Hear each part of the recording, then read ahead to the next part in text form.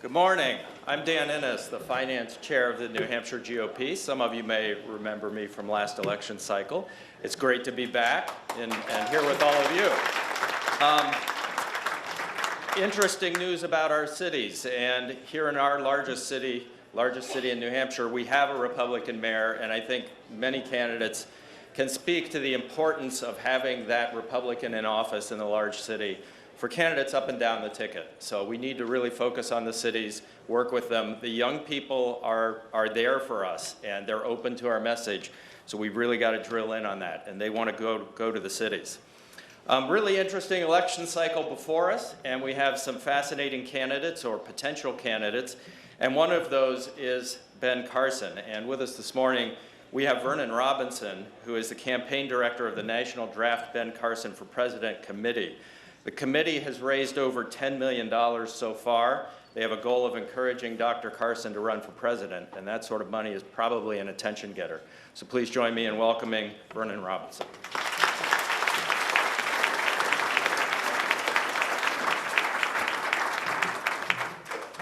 Thank you, Mr. Treasurer, Madam Chairman. I don't know where Chairman Horn went, but just wanted to say, hey, I wanted everybody who has been involved with convincing Dr. Carson to run to pat yourself on the back, because when he announces on May 4th in Detroit, where he grew up as a child and started that meteoric rise about the American dream, it'll be the only second successful grassroots conservative draft in American history, the first being Barry Goldwater 51 years ago. So.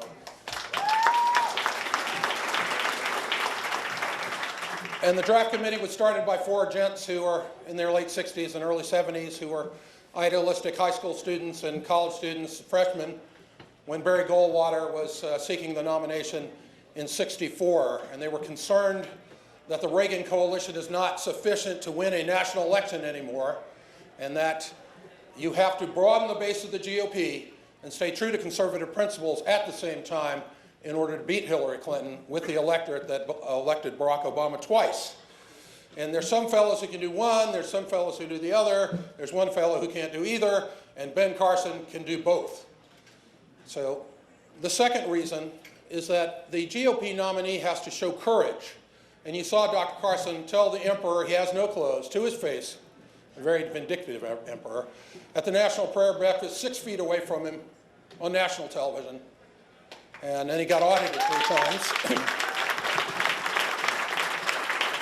And I'd like to contrast that, oops, I didn't start my timer.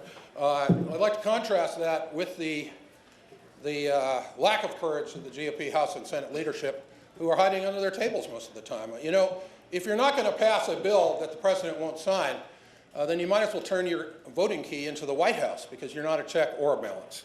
So courage is very important. The third reason is that you have to be able to articulate conservative values and policy positions in a way that the average voter can understand them. And you've seen Dr. Carson do that repeatedly. My favorite example is at the prayer breakfast, he dispatched the progressive income tax in 5 sentences.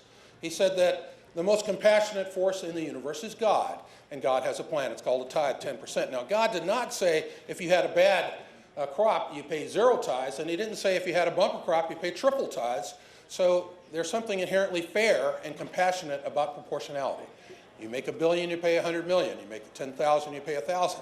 And I said, wow, that means that Hillary has to push the position that she is more compassionate than God. Now, think about that for a minute, and think about the low information voters that Rush is always talking about. Hillary, God, even they will get the difference.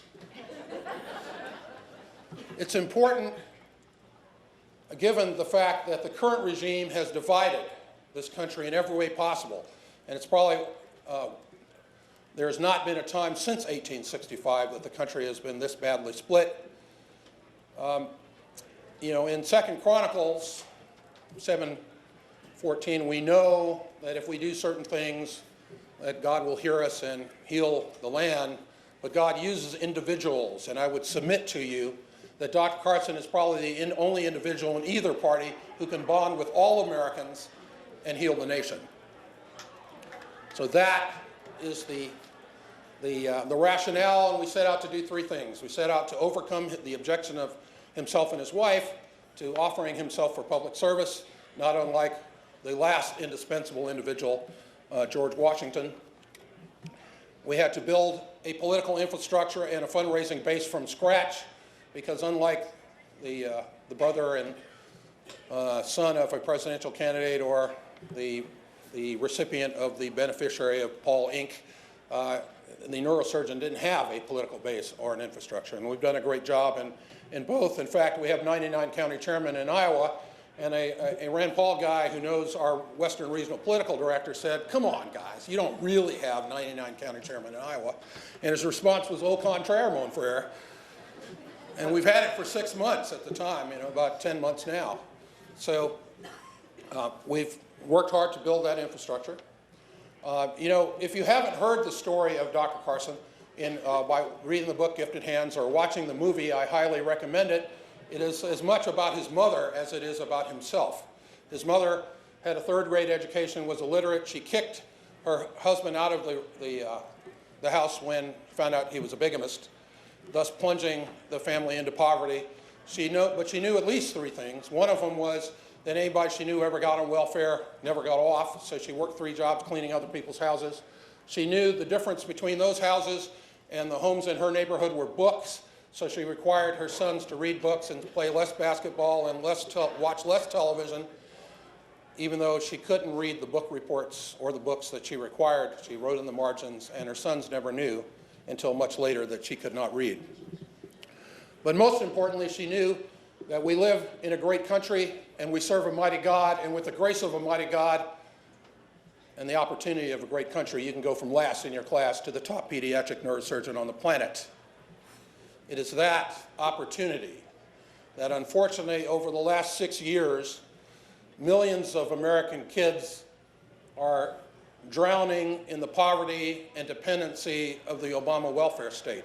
And when Dr. Carson stands up, I don't know what he's going to say because I can't coordinate with him, but he's probably going to say, I'm running for president because I'm going to break that cycle of poverty and make America America again, so that every child in America can have the opportunity that I had.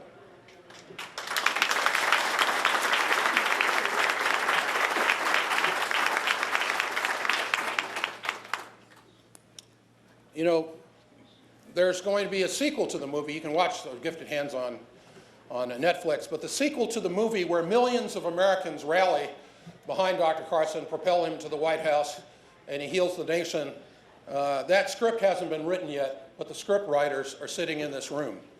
When we started this effort, because with some exceptions, there isn't a whole lot of policy differences between the GOP field, we wanted to attract activists by doing 4 things. The first, well, basically they were transparency, access, responsiveness, and give them a couple of neat little tools to play with, toys, as you will. And so if we wanted to just take $25 from little old ladies out of their Social Security checks, we would have created a 527 organization so you wouldn't know who gave us money or how we spent it. But instead, we file as the super PAC. You know where every dime was spent, you know all the donors over $200, and we spend $6,000 a month with an accounting firm to make sure that the controls that you would normally associate with a multi-million-dollar organization are in place, and that those reports balance to the penny. With regard to access, John Philip Sousa IV, the great-grandson of the band leader who's chairman, and myself have sent my cell phone and his cell phone number to 19 million people in direct mail and 47 million emails. And the reason I don't get calls more often is that nobody believes it's really my phone number. But it really is my phone number. When the phone's charged, the messages are all full, but it is my phone number. We've tried to be responsive as an organization.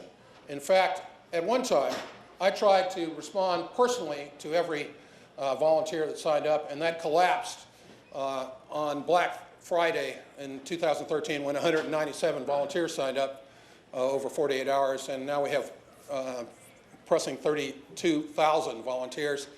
But there was this amazing group of mostly women who respond to every inquiry within 24 hours on the website runbenrun.org, which is unprecedented. Nobody does that. Nobody on the GOP side does that. Organizing for America doesn't do that. So we try to quickly incorporate good ideas and execute them. And on a responsiveness scale, sorry to the chairman, but we'd say that on the responsiveness scale, the RNC and the DNC are 0. If you were to try to send them an email without $100,000, you'd know that. And some campaigns are out there at 100. We're about 84. And finally, we have some really neat tools, an iPhone Android app where you can press the button and ask Dr. Carson a question, get a video answer on policy, and Run, Ben, Run, which is a Ferrari we have parked in your garage on the Nation Builder organizing platform that it sits on. Well, I guess I didn't turn this timer on soon enough. But ladies and gentlemen, we have one sacred obligation, and that is to leave to our children and grandchildren an America which is at least as free as the one in which we are born. And quite frankly, we've utterly failed at that obligation. Now, I remain convinced that Dr. Carson is the indispensable man for the history of this country at this juncture, but my opinion doesn't count. I voted in North Carolina. The first in the nation primary, however, does decide who comes out of New Hampshire with 2 tickets. And I would commend to you, Dr. Benjamin Carson, if you want to meet that obligation, crush Hillary Clinton, dismember the left in both parties, make America again, heal the nation, and restore the republic. Please join me in a great crusade to make Dr. Benjamin Carson President of the United States at runbenrun.org. Thank you, Madam Chairman.